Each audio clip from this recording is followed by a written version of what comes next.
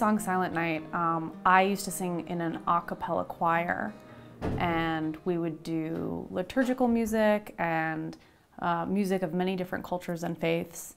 And that particular song, you know, we hear it in America all over the place. At parties during Christmas or during shopping, but a special treatment of it and a special time was singing it with that choir. So. Well, I have gotten to know this song since I was a young child. When I first started growing up, Silent Night was, as with most people, it was a huge part of Christmas time. And I think I probably first heard the song as a little boy. And to me, Silent Night always was a special, special song, as it is to everyone, I think, in the world, worldwide. And I remember some of my earliest memories of the song were singing it with my parents and being Christmas Eve and singing it as a family, and that was a very special time. When I think about Silent Night, I can only put it through the filter of how I know the song. And if you talk to anyone else around the world, they will give you their version of what the song means to them and how they were first exposed to it. As an American, I knew the song as one of the Christmas carols sung around the holidays, but it was always the most heartfelt of them. It always resonated as having a deeper meaning than all of the other Christmas songs. But I had no idea where the song came from. I assumed it was an American song like White Christmas. I assumed it was written around the 1930s when Bing Crosby had a hit version of it.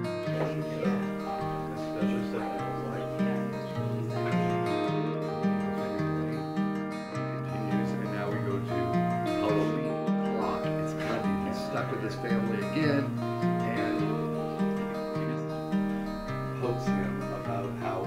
The meaning of Silent Night for me is this intimate feeling of family and home, and also peace and a hope for peace. The hope that Joseph Moore was writing about, you know, the hope that Joseph Moore was writing about with the Messiah coming, but also for all faiths, the hope that we can strive to be a better community and to have more love and more connection than strife.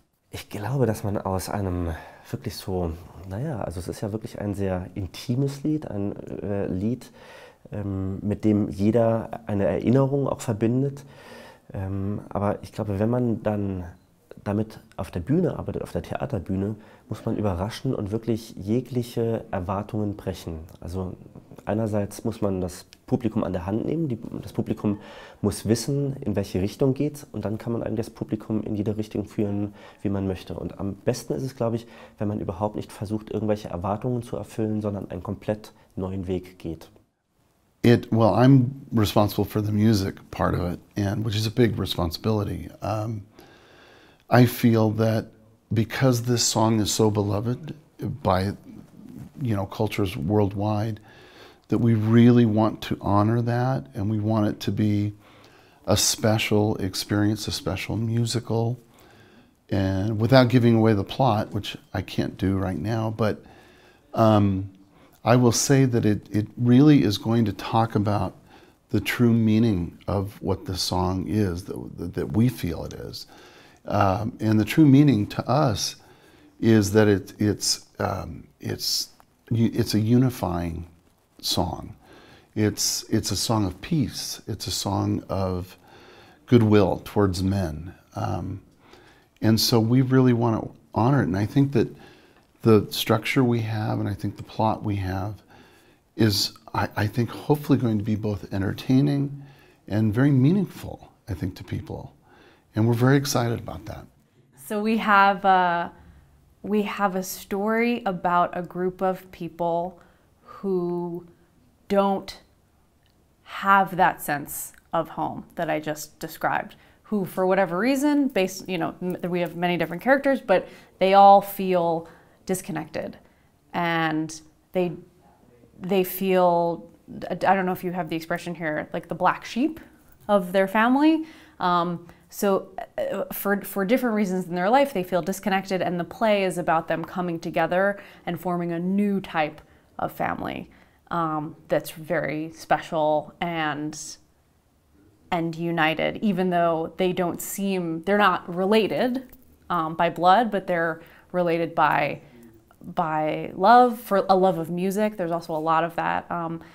This city has such a rich musical history that we are incorporating a lot of traditional music and referencing the musical history of Salzburg. Na, ich glaube, da haben wir eben ein großes Team auch hinter dem Hollywood-Team. Denn Philipp von Maldegem, der quasi diese Kooperation mit Salzburg Tourismus angestoßen hat und auch dieses Projekt auf den Weg gebracht hat, dem liegt sehr viel daran, dass eben eine europäische Sichtweise, europäische Perspektive erhalten bleibt, aber mit einem universellen Gedanken, denn mittlerweile ist eben Silent Night, Stille Nacht eben nicht nur österreichisches oder deutschsprachiges Volksgut, sondern weltweites Volksgut eigentlich. Jeder glaubt natürlich, einen Besitzanspruch zu haben darauf, aber eigentlich ist es in unserer globalisierten Welt eigentlich schon ein Weltkulturerbe, was es ja auch tatsächlich ist. I'm really excited about this project because I'm aware that there's always two views of things. I think of all the Walt Disney films, that Walt Disney made these wonderful movies, but also often the countries of origin of the original folk tales felt ownership of them and very protective. And you think of The Little Mermaid, and Copenhagen has such connection to it, and how important Hans Christian Andersen is to that community. And Disney changes the story, and the Little Mermaid doesn't die. She finds a husband at the end. And there's great controversy whenever you touch upon something of great cultural heritage to a community. So we're very aware of that. And part of our show is not going to hide from that. It's going to embrace that and make that part of the theme, which is of all songs, this is the most beloved song of all time. First of all, I think they are very justified in their feelings. Who are we? And what do we know about Salzburg? And so that's reflected in the play. This is not about a bunch of Americans coming here to tell Austrians about their culture. Their culture is beautiful and intricate, and it's theirs. What we do know is how to tell a universal story, I hope, and how to entertain and how to tell a story that is reflective of the cultural zeitgeist of the time. So I understand the fears from that press conference. I think they're totally valid. I think the song is such a special gift that I hope that I can assuage their fears. We are not going to be using it in a big commercial way. It's a celebration of the sanctity of the song, and I think that's really important. And we're not singing it 10 times and dancing girls. I think they'll be really pleased to see the way that we hope to treat it, which is the way that they described in the press conference. It's for your family. It's for a quiet moment of peace. It's about coming together. I'm a lifelong Christian. I'm Catholic. And so this song in our tradition, just as many people here in Austria, it's a very important song. And it's a very, it's a sacred song, really, in our tradition also. So my job has been not only to write the music, but I feel it's also to steer this ship, this show, in a way that will honor the tradition and the sacredness of the song and the spirit of the song. So we've had many discussions about how important it is to not, use the song in a way that is not reverential. I don't know if that's the right word, but is not respectful. And I think I'm hoping that people will fall in love with what we're going to do, because without giving away the ending, there's a very special moment in the end, and where the song will be presented in a very special way, in a very reverential, spiritual way. And we're very excited about it. And I take it very seriously. I take the criticism very seriously, and I want to honor that and not ignore it. So I'm glad there's that criticism, because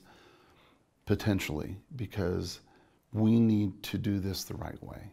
And I think the right way is, honoring the tradition, honoring the song, and honoring the feeling of people of faith.